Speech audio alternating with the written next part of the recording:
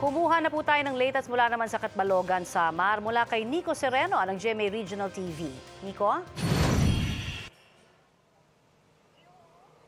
Connie, nanatili pa sa evacuation center dito sa Catbalogan City sa Samar ang mga residenteng nasiraan ng bahay dahil sa paghampas ng malalaking alon. Pangalawang gabi na kagabi na nanunuluyan ang ilang residente sa evacuation site sa Samar National School. Ang mga natitira, mga wala nang uuwian pa. Sila yung mga nasiraan ng bahay sa Barangay 3, Poblasyon. Dahil sa malalakas na hampas na alon, na wash out ang kanilang mga bahay. Isa sa kanila, si Ginang Rebecca, na mahigit 30 taon nang nakatira sa nasabing lugar. Wala siyang naisalba dahil lumikas siya nang bumayo ang bagyo.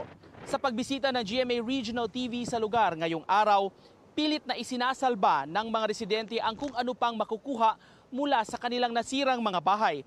Nananawagan sila ng tulong sa gobyerno.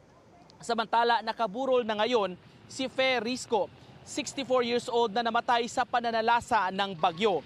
Pinilit daw niyang bumalik sa kanyang bahay madaling araw noong linggo para kunin ang ilang gamit at ang kanyang alagang hayop.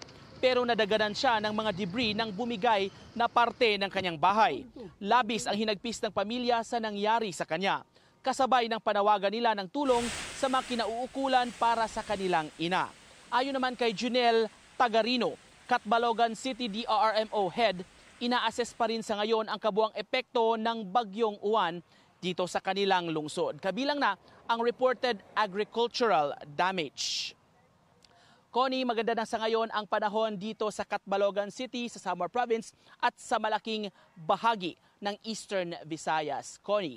Yes, Nico, balikan ko lang yung nabanggit mo na yung mga natira sa mga evacuation center, sila yung mga nasiraan na ng bahay at wala na talagang uuwian. Meron ba tayong bilang kung ilan ito at ano ang balak gawin ng kanilang provincial government?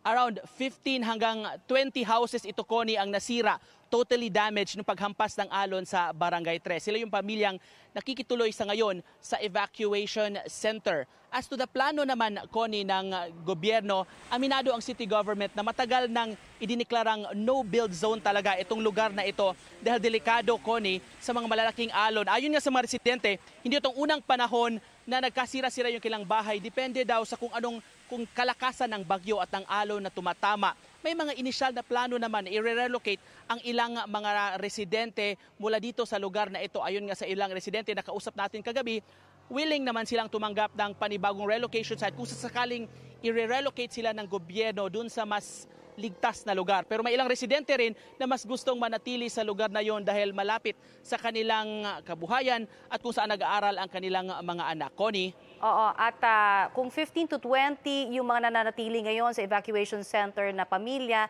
yung ilan sa mga nandoon din ba dati ay nakauwi na sa kanilang mga bahay, Nico? Yes, Connie, karamihan sa mga nag-evacuate, around 1,000 families yung nag-evacuate dito sa lungsod sa kasagsagan ng bagyong Uwan, nakauwi na sa kanilang bahay. Ang naiwan na lang ay yung mga taga-barangay 3, Connie, na yun nga, nasira yung kanilang mga bahay dahil sa paghampas ng mga alon. Okay, maraming salamat sa iyong update sa amin. Nico Sereno ng GMA Regional TV.